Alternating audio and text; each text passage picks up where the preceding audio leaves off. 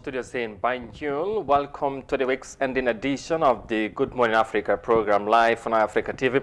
Wherever you are, thank you so very much for joining us. Of course, being Friday, we say Juma Mubarak to each and every one of you out there, wherever you might be around the world. Thank you so very much for the pleasure of your company. And being Friday, we would of course bring you a very interesting, interactive, and of course informative edition of the program, because we have some very interesting lineup today. And of course, being Friday also, we will always want to end the week in a very high note. So as we get into the weekend, we would of course leave you and with something interesting to discuss as well. So today we would of course bring you our studio stories as always, and then later on we will bring on our guests so we can continue the discussion as we always has been doing, and issues happening in and around the country, of course, and beyond. But especially in recent times, we are more so focused on talking about election matters, and that is the ongoing voter registration. We would continue to talk about that. Of course, we will talk about some other issues, like I said, also happening in this country. And part of our stories this morning, we will talk about the president's new appointment. There's a dispatch from the presidency informing Gambian that President Barrow have made new appointments. We will tell you about that in just a moment. We'll also talk about child labor matters. The focal person of the Child Protection Agency, in the country has, spoken again in that line. We would, of course, bring you a report on that. So these and more coming ahead in this morning's Good Morning Africa program right here on Africa TV. So again, thank you for being there. su ko defee mbokk ñu ngi leen di nuyu, ñu leen wax rek Juma Mubarak, ñu am mbégte lool dellusiwaat tey ci suba sile fas yéene àndaat ak yéen ci programme bu mujj ci week bi, comme ni ñu koy defee saa su ne. Xam ngeen ne depuis Monday ba léegi ñu ngi ànd ak yéen ci jotaay ji ñu waxtaan li nga xamante ne mooy xew-xew yi ci biir réew mi. Naka noonu tey tamit noonu lay demee, waaye ñun tamit dañ leen di diktal ay suñu ay xibaar bu baax a baax, ñu yaatal ko ci kanam ak suñu ay gan. ñu war leen dalal waxtaane li nga xamante ne mooy tolluwaay réew mi, waaye surtout ci li nga xamante ne jamono ji moo gën a fes ci réew mi, waaye wàllum élection yi ak voter registration ak yu mel noonu. Su ko defee loolu nañ ci ñëw yaatal ko bu baax a baax ak suñu gan. Tey ci xibaar yi dina ci bokk, nañ waxtaane wala nañ leen indil njiiti réew mi ci bataaxal bu jógee ci State House wane na ne am na ñi nga xamante ne tàbb na leen jox leen ay place yu ees ci nguur gi ak doxalin réew mi. loolu nañ leen ci yaatalal léegi-léegi incha allah, ñu wax ñan la tàbbu ci li nga xamante ne mooy ci nguur gi wala ci position yi nga xamante ne dal dina leen ko dénk. Leneen liñ cee toftal nañu wax wàllum xale yi ak seen nekkin wala sax lu ñu leen war a taxawoo ci biir réew mi léegi-léegi ci liggéey yi ñoo dugg, ndax loolu nekk na li nga xamante ne mooy concern la ci ñu bëri. Su ko defee ki yore wàllu loolu wala ki nga xamante ne moom moo fare ci wàllu loolu ci biir réew mi dal dina ci waxtaan ak ñoon. Su ko defee loolu nañ ci indi report, nañ ci toftal yeneen xibaar ci kanam tuuti incha allah. ñu war a dalal suñu gan ñu waxtaan ci bëri incha allah yuy xew ci réew mi. Loolu ci kanam tuuti lay doon. Su ko defee ñu soobu ci biir jotaay ji. Gannaaw buñ leen nuyoo beneen yoon, rafetlu bu baax a baax ci taamu bi, safo bi ak kóolute bi, di leen wax jërë ngeen jëfati, di wax ne Juma Mubarak beneen yoon.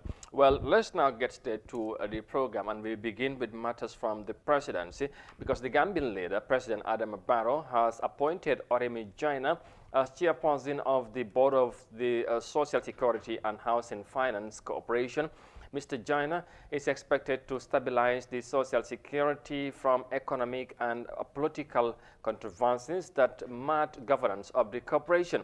He had his appointment as vice chairman of the Independent Electoral Commission revoked following allegations that he was a co-opted member of Barrow's NPP party in January. In the same vein, Ba Ibrahim Cham, Director General of GAMWORKS, has been appointed as chairman of the National Roads Authority with immediate effect, according to a media dispatch from the presidency.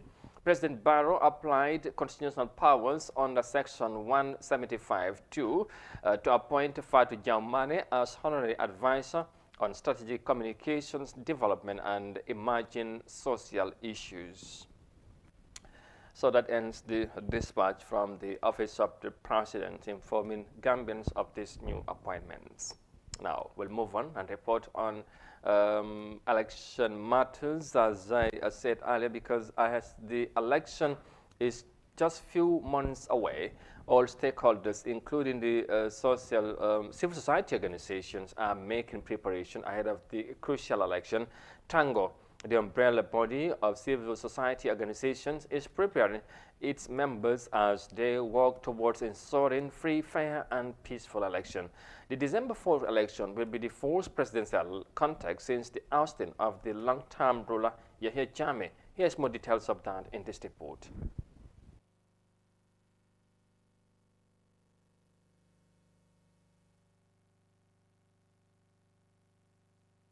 Each order of sending minors and foreigners to acquire voters' card so as to increase their chances of victory come December 4th, 2021. As the election body prepares Gambians for the election, Tango is also equipping its members as human rights observers in ensuring a transparent and peaceful election in December. John Charles Njai, chairman of Tango, says they are planning ahead in order to sensitize the people on the election processes by meeting with different election stakeholders.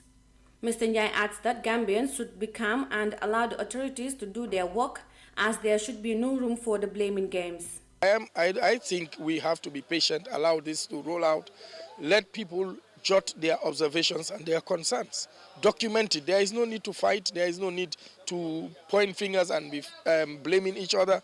Let's be peaceful, let's be civil as a people. And that is what we need, because there is a process, and we as CSOs, we are observing what is happening. We are also documenting, and at the right time, we will also take the rightful course that we should take. Mr. Njai says it is premature to predict the upcoming elections as a rigged one, noting that Gambians should trust the IEC and report any form of malpractices in the voter registration process. We are yet to get into elections. If people have concerns, they should raise their concerns. But I think it is very unfair to start anticipating that the elections are going to be rigged and whatever without evidence. If you have evidence, bring it out. But this, we must be very careful that we don't get disrupted and distracted by people that don't mean well for us and the peace of our country.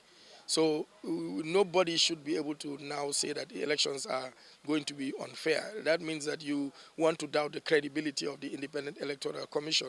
You want to doubt the credibility of the process. And it is too premature to do that. Let's allow, the registration is not yet over. We have a long way to go. We have the revising courts. Until the courts take a decision, we cannot reach any conclusion yet. The issues rising from voter registration centers include village heads giving attestation to minors or foreigners, while others arguing that their local authorities are not qualified to issue attestation for one to get a voter's card. The Gambia Police Force recently issued a statement emphasizing that those not mandated by law have no authority to question people's citizenship or eligibility for voter registration. According to the police, those found wanting will be dealt with in accordance with the laws. Reporting for iAfrica News, I am Mariama Cham. All right, Mariama Cham, thank you very much for the report. There has the civil society organization, the umbrella body of course, of CSOs in the country, that's Tango. Also, I've joined the fray to talk on the ongoing electoral process. That is the voter registration. That is, of course, I'm talking about by way. Sure. Well, very wise words there from the chairman, John Charles Njai. Of course, who's more or less denouncing people that are somehow skeptical about the ongoing process and probably making prejudgments as to what is happening. So for him, that is premature for anyone to make conclusions that the election might not be free and fair and all that. So there's a process and everybody have to wait, and there are things that need to happen when the voter registration is completed. And then, of course, there are venues or, places, though, should I say, institutions that are here for anyone who want to contest or do anything that you think if you want to contest against what you might feel is not correct or right during the cross. That is, of course, the revising court, like he have highlighted. So that's very, very important. So I think the responsibility lies in our in our hands as we get close to December. Apparently, yes, there's more noise happening around the voter registration. Probably, yeah, you could also expect that, and you should know why, because the interest is why that people are becoming more interested in terms of election and how it all, and the process and all that. But by the time we get close, I think, yeah, we would things will apparently maybe will change, and people would take their time and do what is right and what is expected of every Gambian. I think that's important as well. su ko defee rek mbokk yi comme ni ngeen ko gisee ci report boobu rek civil society organisation si ñoom tamit seen taxawaay mu nekk lu am solo ci élection bi surtout ci voter registration bi ak yu mel noonu ñi nga xamante nag mooy mbootaay yu ëmb ñoom seen mbootaay bi ñoom tamit ñoo ci doon wax ci wàllum élection bi so loolu dafay am solo bu baax a baax pour nit ñi xam loolu ñoom tamit naka lañ ko gisee te dégg ngeen ki nga xamante ne moo ko jiitee lu mu ci wax mu nekk lu am solo xam naa du ñàkk day dellusiwaat ci loolu ci kanam incha allah ci suñu waxtaan ñu wéy wax ci yëfi xale yi ci biir réew mi waxoon naa ko ci ndorte bi child labour mooy ni ñoo liggéeyee xale yi ci biir réew mi léegi am na yeneen liggéey yi xale yi di liggéey jàpp ne loolu warul ak yu mel noonu dafay teel ci ñoom. We'll move on to our next story. Probably, of course, we'll do more election reports later, or we'll discuss more of that later. But for now, we'll move on and bring a report on child matters, because the focal person of the Child Protection Alliance said child labor is common in the Gambia as laws that protect their rights are not fully implemented. Lamin K said he made the remark ahead of this year's World Day Against Child Labor, a day set aside to recognize ways and means to prevent child from harmful practices. Here's more details of that in this report.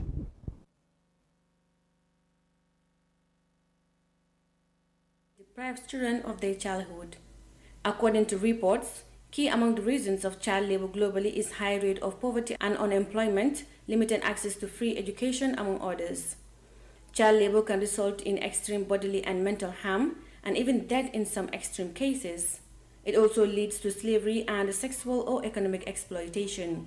Lamin K. Saidi, youth coordinator and advocacy focal person at Child Protection Alliance, says child labor is common in the country, noting that it poses a threat to their health and growth. I'm sure practically, when you walked out on the streets of Tabokoto, Latrikunda, Kairava Avenue, Banjul, you go to Bara Ferry Terminal, you go to Farafenye, you go to Basse. You practically see children, exposed to child labor in its, worst form. But of course, go to Bakote dump site where you see children scavenging. On the streets, you see children, with horse carts, carrying garbages and so forth. And this exposes them to a lot of risks, health hazards. Child labor also exposes children to lots of risks, and as a result, many of these children are being exploited in this environment. Despite child labor being a common cause in the Gambia, Mr. Saidi says there are laws that protect the rights of children both nationally and internationally.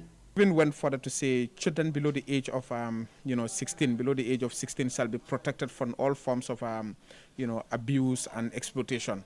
Now, the Constitution guarantees protection of children. The Children's Amendment Act of 2016 also makes very clear provisions in respect of protection of children, and it specifically talks about child labor in totality. The Children's Amendment Act also aligns itself with the ILO Convention, and other international treaties. According to the United Nations International Children Emergency Fund, UNICEF, the Convention on the Rights of the Child spells out the basic human rights that every child under the age of 18 has. These fundamental rights include right to survival, the right to develop to the fullest, the right to protection from harmful influences, abuse and exploitation, among others. Reporting for iAfrica News, I am Mariama Cham. All right, Mariama Cham reporting there on child-related issues and in the country, and of course she's talking about child labor. Of course, as the focal person highlighted, that there are laws that outline or designed to protect the right of children in this country. But despite the laws here, according to him, they are not fully implemented. as they should. So that goes into say there are many child that are of course, out to do hard labors in the country. I highlighted some of specific places within the Greater Banjul area, whereby if you go out there or probably you pass through those areas, you might see children doing works that are probably against the laws that is out to guide or protect them against some harmful works that they do. And of course that I think need to be looked at. Hence the laws are out to protect their rights and probably also protect them from such kind of labors. Sometimes it's good that they are protected, but then again, that might also open for another discussion or a wider discussion. In what context are you talking about? If you talk about child labor and those out children or who are out there doing such kind of works. All right. Probably as we get close to the day, the remembrance of child labor and all that, we might of course while in the discussion in another platform or in another program, inshallah. Su ko defee gannaaw bu ñu waxee ci yëfi xale ak seen nekkin léegi ci biir réew mi ci yenn liggéey ñoo yëngu kon ni ñu ko waxee am na luwaay yi nga xamante ne nangu ñuy dugal xale yi ci yenn liggéey ak yu mel noonu, waaye li ci munta am xam naa ne du ñàkk ci yeneen jotaay nañ ci dellusiwaat ñu wéy rek wax ci leneen, wax ci wàllum diggante Nigeria ak Gambia ku fi teewal tamit Nigeria ku ci réew mi gannaaw buñ ko yónnee fii ci réew mi yegg si na nag mu yeggee li nga xamante ne mooy liy firndeel ne moom moo fi war a teewal Nigeria ci président réew mi moom moo fi ñëw wuutu ku fi nekkoon. Su ko defee ñu ànd ak loolu, su ko defee ñu dellusiwaat. Now, the newly designated Nigerian High Commissioner to the Gambia has on Monday presented his credentials to President Adama Barrow at the State House in Banjul. Mr. Manu Mohammed said he is looking forward to strengthening a good working relationship with the Gambian authorities. Here's more of that with our very own Binti Jallow.